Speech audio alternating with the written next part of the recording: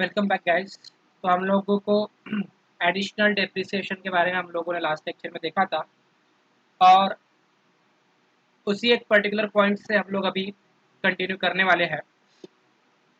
तो आप लोगों के नोट्स में पेज नंबर 107 के ऊपर हम लोगों ने क्वेश्चन दिया है और ये क्वेश्चन हमें सॉल्व करने की कोशिश करनी है। जैसे क्या कहा है, mister x is a proprietor engaged in manufacturing business. तो अब ये अगर मैन्युफैक्चरिंग में है तो इसे एडिशनल डेप्रिसिएशन मिलने वाला है। ठीक है। And yes following details, opening WDV of plant and machinery 30 lakh का ओपनिंग डब्ल्यूडीवी है। प्लांट एंड मशीनरी 15% ब्लॉक हो सकता है। ये new plant and machinery purchase किया 20 लाख का, 8 जून को परचेस किया, मतलब 180 डेज से ज़्यादा मानेंगे हम। न्यू प्लांट एंड मशीनरी 15 दिसंबर, मतलब 180 डेज से कम है, 8 लाख। और यहाँ पे कंप्यूटर है, मतलब कंप्यूटर अलग से एक ब्लॉक बन जाएगा हमारे पास में 3 लाख का।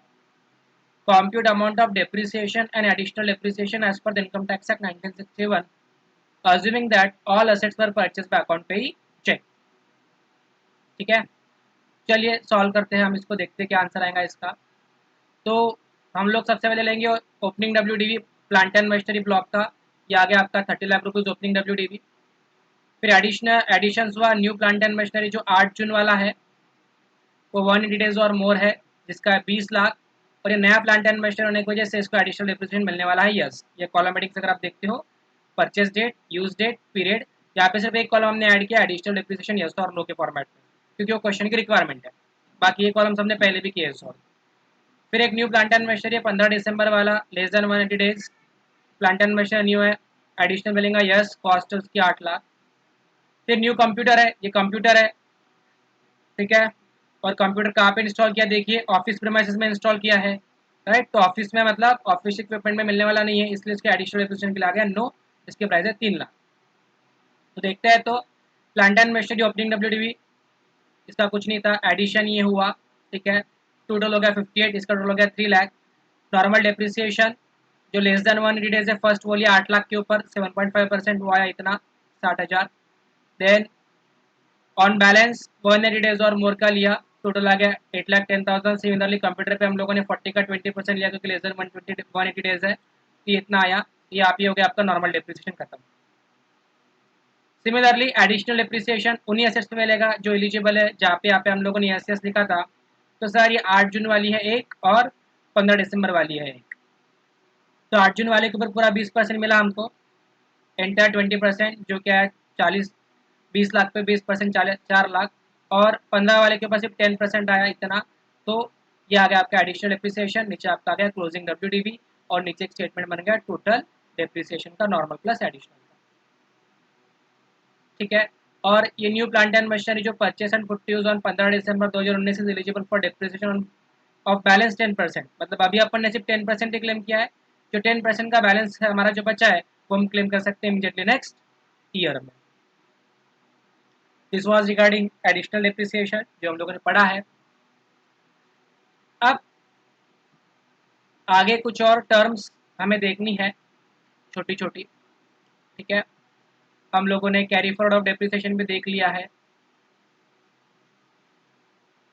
Now let's move to some more terms. Scientific research भी हमारा हो चुका है।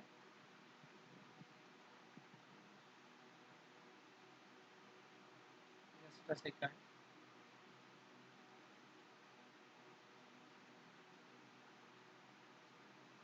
हाँ, so we need to now understand special provisions for power generation and distribution utilities। यानी जो पावर जनरेशन, जो इलेक्ट्रिक बना रही है या इलेक्ट्रिक बना के डिस्ट्रीब्यूट कर रही है, उनको डेप्रिसिएशन क्लेम करने के लिए हम लोगों ने एक ऑप्शन दिया कि वो चाहे तो डेप्रिसिएशन स्ट्रेट लाइन मेथड से क्लेम कर सकते हैं। ठीक है। ऑप्शन है, मैंडेटरी नहीं है।